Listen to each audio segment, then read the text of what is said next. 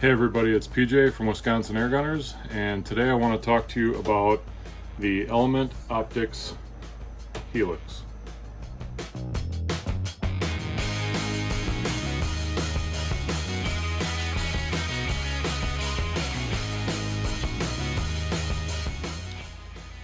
So, Element Optics has come out with 3 scopes. This is the more budget-minded, retail at $399 US. It is a second focal plane offering, and it has a zoom range of 6 to 24 and a 50mm bell. This particular version, what I've ordered is the mil-radian version. So my thoughts and comments will be, I guess, confined to that model. I'm going to be comparing it to what has been my favorite scope, the Optisan EVX, which is also a 6 to 24 by 50. This has been a great scope for me, really since it came out, and it is a first focal plane offering. So first off, the big difference between these two is first focal plane for the Optizon, second focal plane for the Helix. For those of you who might not know what that means, with this scope, depending on what magnification you have it dialed to, you're going to get a consistent size reticle, which means that a 1 mil holdover at 6x is going to be different from 12x and different from 24x. With a first focal plane scope, the reticle is going to grow and shrink sort of inversely to what you're dialed for magnification, but that, in this case, this is an MOA scope, so one MOA is going to be one MOA regardless of how far out or far in zoomed you are. I dial to make my shots. So I measure the range, I know what I need to dial for that range, I make the adjustment, and then I shoot. So my goal is always to shoot crosshairs and then make adjustments for windage. So while I like a first focal plane scope, because of the way I shoot, it's not a deal breaker. So the primary purpose of this video is to show you the image of what I'm seeing through the scope. And I can't do that exactly through video. I am gonna do my best to get that information, visual information, to you. I took 2 photographs, actually a series of photographs, to try to get something usable, and I'm going to go through letting you compare, and you can see what I'm seeing. I will say that in the time I've used Scope Cam, none of the Scope Cam do any of these scopes justice. In this video, I'm using a SideShot filming with my iPhone, and the image quality is pretty good. The SideShot's a really great product, but it is not as clear as what I'm seeing with my naked eye through the scope. But it does give you a basis for comparison. I shot both of these photos within 15 minutes of each other. It was shot on an overcast day, so the lighting conditions were essentially the same. And hopefully, you'll be able to see for yourself just what the optical quality of this is. And I pitted it against the Optizon because this is the best I own at the current time. Just to give you an idea, this from Optizon is slightly more expensive than this from Element, but in the same ballpark of price. Again, the big difference is second focal plane, first focal plane. Just want to give you a quick rundown of comparable features. So, starting with the zoom ring. It is very smooth. A little bit stiffer than the Optizon. but very smooth, feels very precise. The Optizon has a built-in lever. The Helix has a plug that allows you to screw in a supplied lever. So if you want a little extra leverage, you've got it. The parallax wheel, when it's new, it is a little stiffer than the Optizon, but not so much that it's, you know, hard or awful. I will say that while this is in meters, I think it is more accurate than the Optizon. It seems to really lock in. The focus is awesome, and when I look and then in my head convert meters to yards, I think this is more accurate. They both come with a sunshade. They come with covers and stuff like that. As far as accessories go, I think they're pretty equal. But the one thing that I can't show you, but listen to this.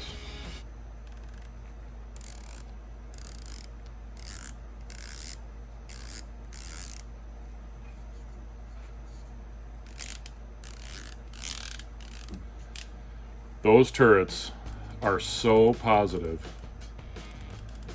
and that dialing is so nice.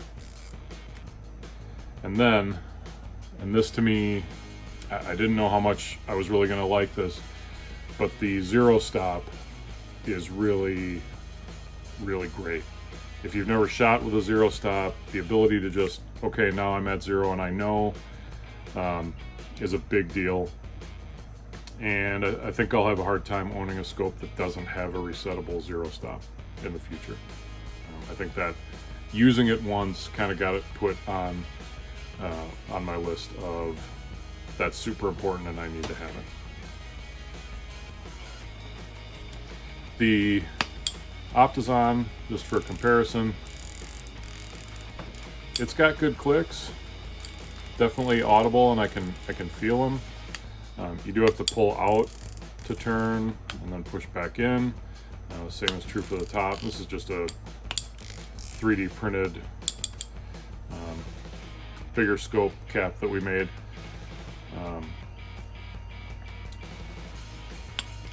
You can hear it, but these are not as precise. And there's definitely just that little bit of feeling of wiggle to them.